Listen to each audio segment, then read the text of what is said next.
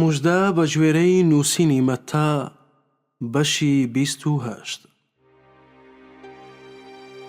دوای شەممە لە بەرەبەیانی یەکەمی هەفتەدا مریەمی مەزدەلی و مریەمەکەی دیکە هاتن تەماشای گۆڕەکە بکەن. لە ناکاو بوومە لەرزەیەکی بەهێز ڕوویدا، چونکە فریشتەیەکی خوداوەند لە ئاسمانەوە هاتە خوارەوە، چوو بەردەکەی گلۆر کردەوە و لەسەری دانیشت. ڕوخساری وەک بروسکە وابوو، زلەکانی وەک بەفر سپی بوو. پاسەوانەکان لە ترسی ئەو لەرزین و وەک مردوویان لێهات.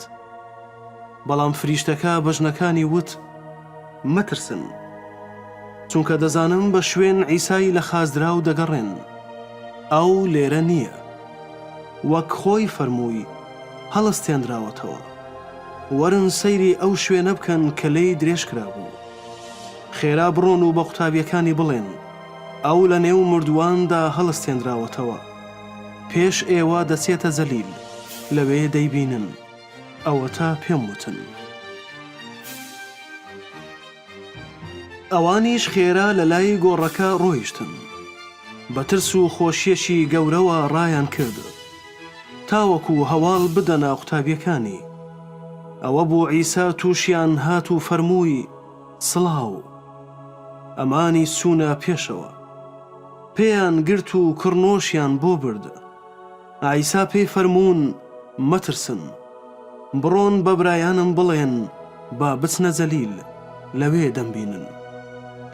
کە دەڕۆیشتن، هەندێک لە پاسەوانەکان هاتنە ناو شار و ئەوەی ڕوویدا بوو بۆ کاهینانی باڵایان جێڕایەوە. ئەوانیش لەگەڵ پیران کۆبوونەوە و ڕاوێژیان کرد.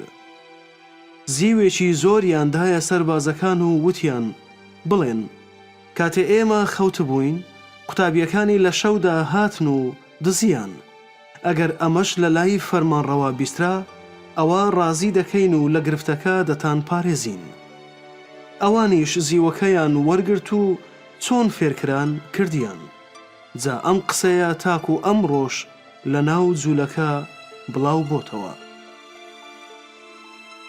ئیتر 11 قوتابیەکە چوونە زەلیل، بۆ ئەو شێوەی عیسا فەرمانی پێدا بوون. کاتێ بینیان کڕنۆشیان بۆ برد، بەڵام هەندێکیان گومانیان کرد.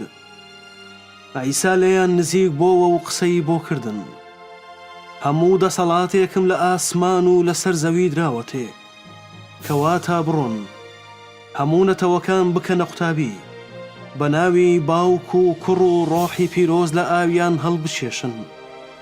فێریان بکەن هەموو ئەوانەی فەرمانم پێکردوون بیپارێزن. ئەوە تا من هەموو ڕۆژێک لەگەڵتانم تاکو کۆتایی ڕۆژگار.